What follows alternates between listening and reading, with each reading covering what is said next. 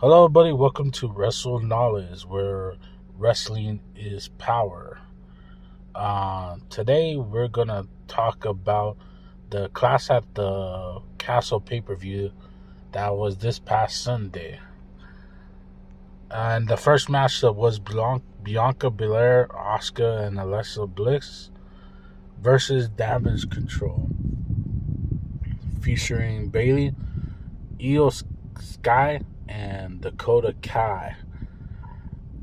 First off, funny for the audience at the event, who were just trying to hackle Bailey. I know the look in her face, she looked like she first admired the chants that were going on that were about her, but later on it seemed like she was getting kind of annoyed.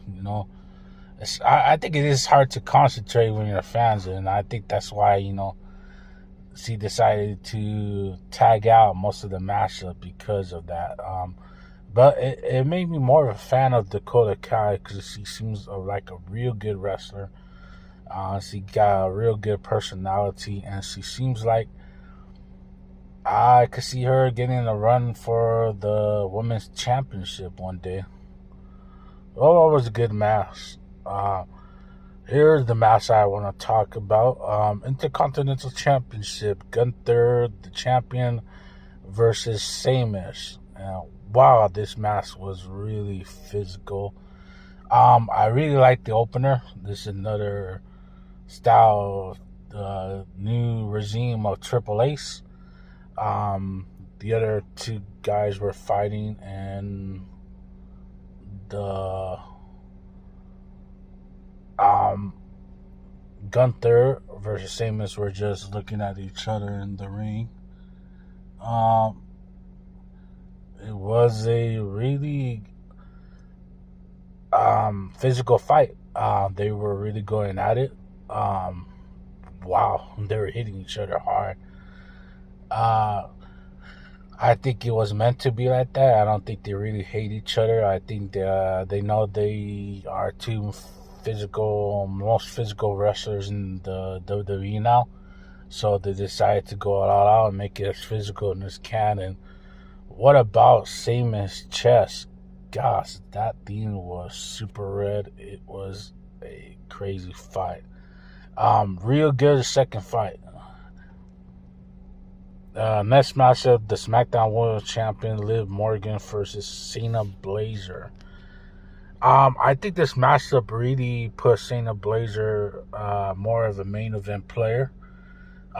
She really took it to Liv Morgan, and it really bringing back Shayna Baszler as the NXT killer that Ronda Rousey said that we really know of, Shayna Baszler. And this is, again, responsible for the new Triple H regime. Now that he's head of creative, and I think that she will do wonders now that Triple H is in charge now. I think Triple H is probably a huge fan. I don't think Vince McMahon was a huge fan of her that much because over the years, she didn't really get pushed until now. I think they said in the show the first championship match since 900 days. So, yikes. So I'm proud for her that she's finally getting the push that she deserved. Even though she lost, I think it was great to see Shayna Baszler really go back to the mean, vicious attitude that we want to see her. Next matchup, Edge and Rey Mysterio versus the Judgment Day, which consists of Finn Balor and Damian Priest and Rhea Ripley in the side, watching. Probably not going to do anything. Just probably going to sit in a chair and act normal. But I doubt that's going to happen. It was a great match. It went too fast. It seemed like they were pressed for time. But the real talk was the ending. Wow.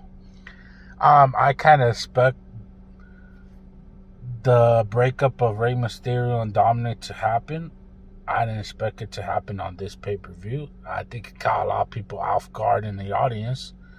You could see their wide open mouth just looking at each other. I like to call it the wide open shock WrestleMania 30 Undertaker look after the Undertaker loss. Um, yeah,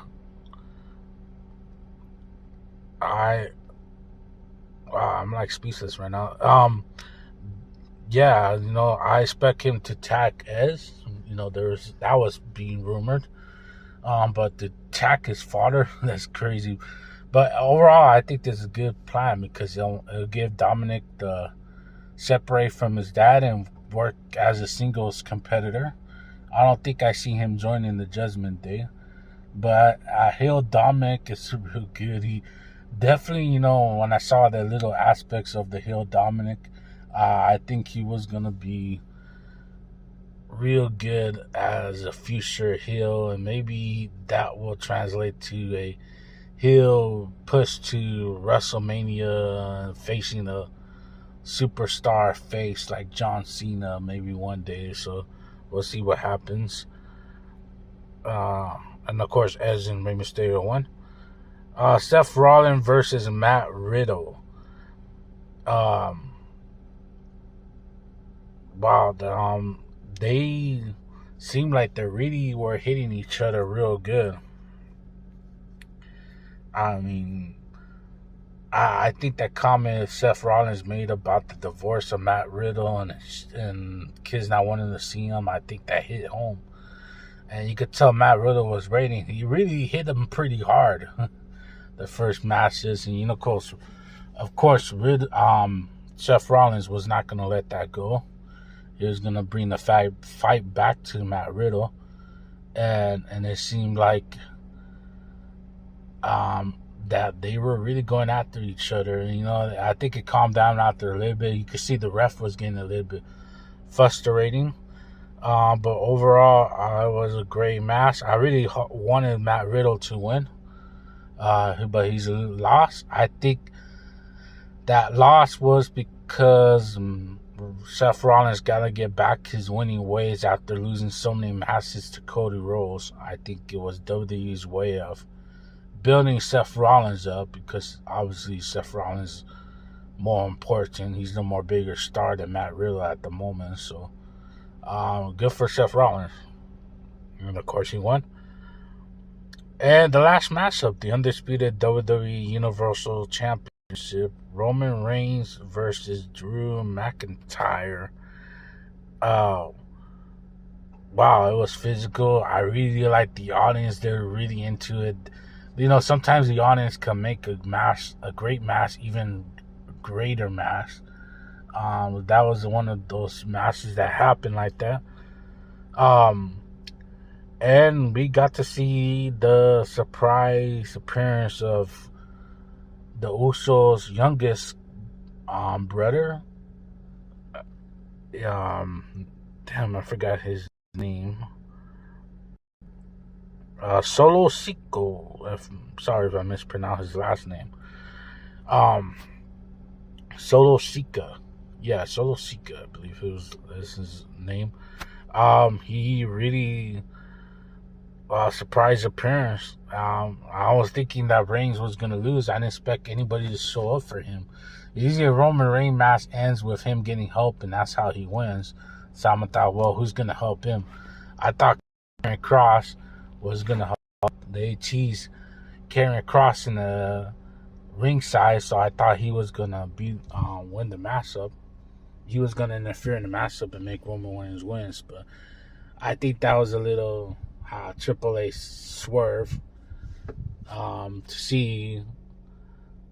to make the audience think that he was gonna interfere, but I'm surprised he didn't. So the fact that the NXT Solo Sikoa showed up, that was a surprise to everybody.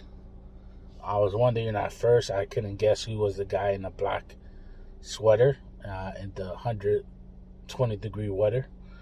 So it was fun to see that. And even though Drew McIntyre lost, I think he rose up his fame level 100 times, and I think that really give the office to be Triple H